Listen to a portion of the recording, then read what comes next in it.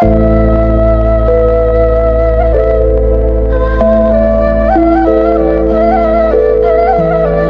جرب صديقك وافحصه في الشدة، لا شي يقرك وقت من ده سالي، وافحص ضغيرة بندقك والعده من قبل ما يشبك عليك الآلي.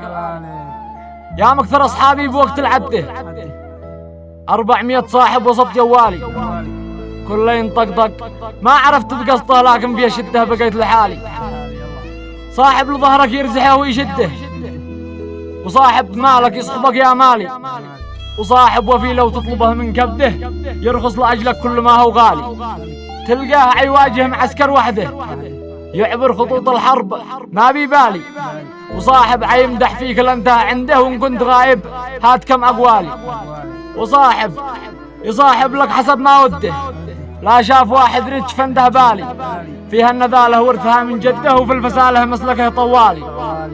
وصاحب حرم لو بدله لا رده، لا هو بشاجع لا ولا رجالي، واقول لهم هاتوا لنا اللي بعده من مثل هذا النوع ما هو حالي. وصاحب عتلقى صحبته بالمده مثل الصناطل دي تجي ايطالي، وصاحب في الحالات ما حد قده لابس عسيبه مكتبع بالشالي، لكن بوقت الحرب قرح يده يوم البنادق صوتها متعالي، فالجيد لحتجته عيفعل جهده عيسايرك في كامل الأحوال. يا مستمع للشعر جبت الزبده كل النصيحة من وسط مرسالي، لي ما يوقف جانبك في الشدة الله معه وقت الرخاء يا مالي. سلامتك.